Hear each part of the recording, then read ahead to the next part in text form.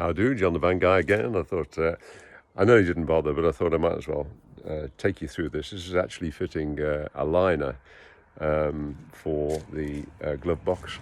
I bought it from eBay. How do you, I think, 556.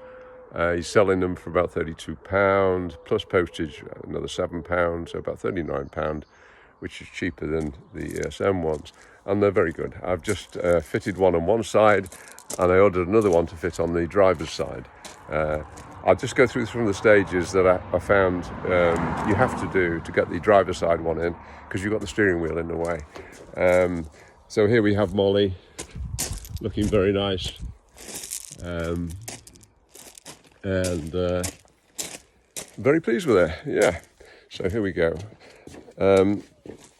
Right.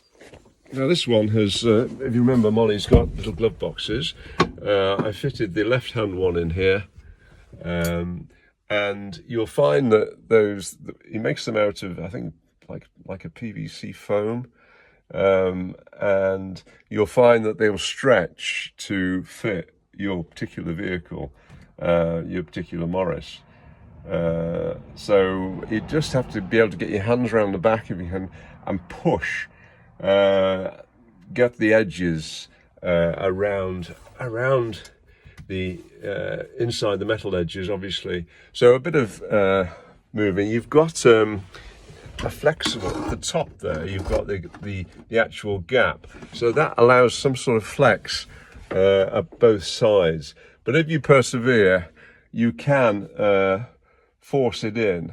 With this particular side, what I did was there was two screw holes already. I put two little screws in just to hold the whole thing in place, and just enough. The heads are low enough to actually be able to push the lid back. Okay, right, now this side I found a few different issues really. There's no way you can get the thing in with the lid on and with the steering wheel on. I did try, but you can't do it. So the first of all, you got the steering wheel. So how do you get the steering wheel off? Well, there's the horn. The actual the center will just it's only wedged in.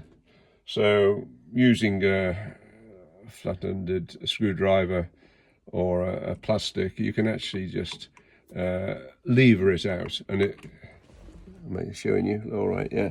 You can just lever it out, and lever it out okay. Once you've levered it out, you end up with, inside, you'll see this nut.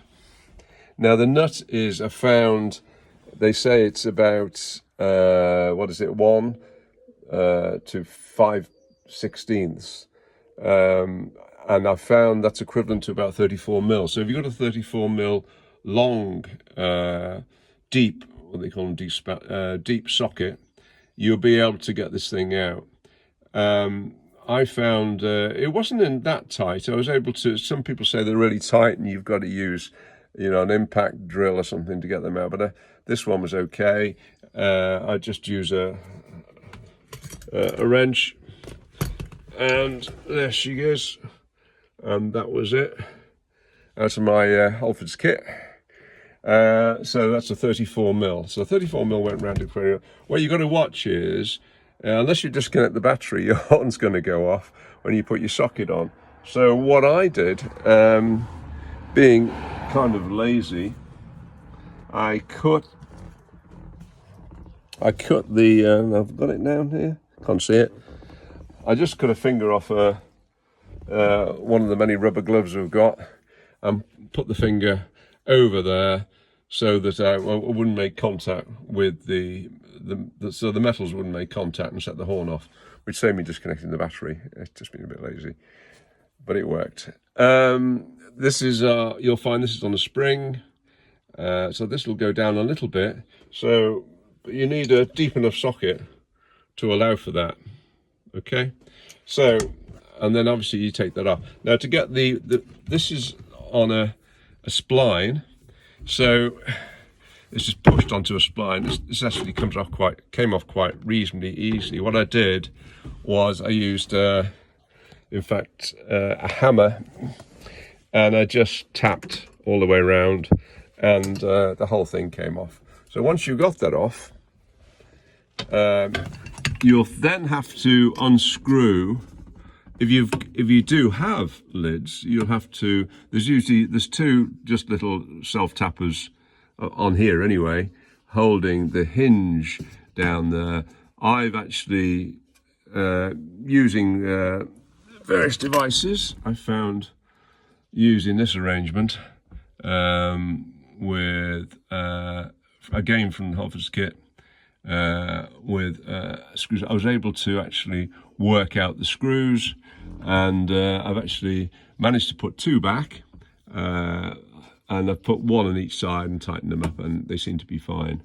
They've got those little, you'll find little holders on the actual screw holders, which actually you can screw into. They're just push fit, folded little pieces of screw holders, which will, if they're pushed in properly, will go over the actual holes.